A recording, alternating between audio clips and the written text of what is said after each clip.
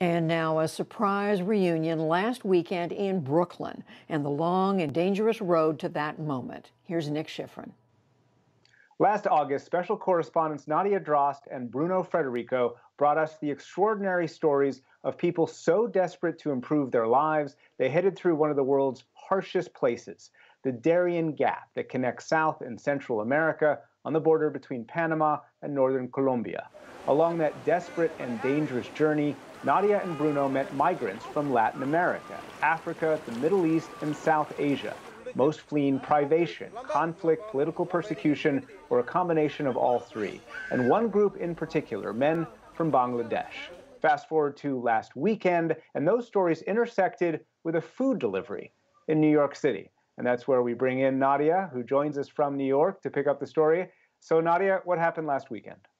So I was at home and I heard my doorbell ring, and I poked my head outside of my window. I live on the second floor of a house, and I saw a delivery man below. And I figured that our downstairs neighbors must have ordered food, so I sent him on his way there. And as he turned to go downstairs, he kind of looked back up at me, did a double take, and said, "Nadja?" He told me that the last time we had seen each other was actually on a riverside in the middle of one of the most isolated jungles in the world, the Darien Gap, where Bruno and I had been filming the journey of migrants from all over the world as they tried to cross this jungle from Colombia to Panama. And I asked him about that moment when he recognized me. Then I looked at Nadja's face for once. I have this face in my memory that I saw her in the jungle of Panama. We were together for 3 days there. Then I asked Nadja, "Are you Nadja?" She replied, "Yes." Nadja asked me back, "Who are you?" I replied, "I was with you in the jungle of Panama for 3 or 4 days. After seeing her, I felt good. That day was extremely amazing to me. Now, your first meeting in the jungle came after he'd already traveled an extraordinary distance. Where did he start? So he crossed the land border from Bangladesh, where he's from, to India, and took a flight to Ethiopia.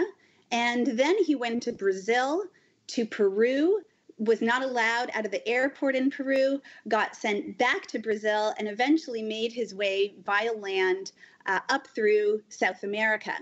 When I had met Ripon was actually on one of the most kind of vulnerable and extreme parts of his journey.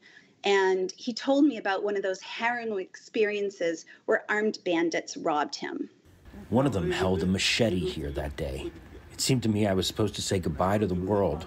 The truth is that someone held something here and it was this size. One of them held my hands when the other one said, "Chop it," but someone within them said, "Don't chop." Everyone with me started crying. They begged, "Don't kill him." At that time, my feet were wounded, and I suffered a lot in the jungle of Panama. I could not believe that I would be able to reach America. For the next 3 days, we were walking with over 30 migrants through the jungle until we reached a settlement in Panama a few days later. And that's the last time that I saw Ripon until over a year later here in New York City at my doorstep. So Ripon is in New York now. What's his situation? And what does that say about the larger question of the state of asylum in the U.S.?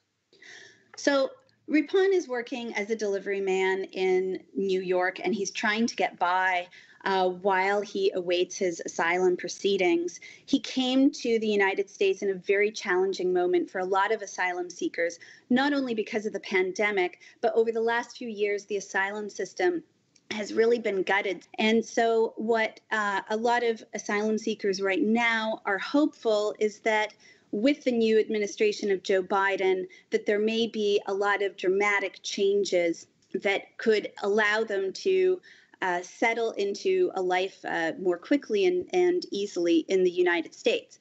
Of course, none of these changes are going to happen overnight, so it may be months or even years for us to start seeing really substantive changes to the asylum system. Nadja Drost, thank you very much. Thanks, Nick.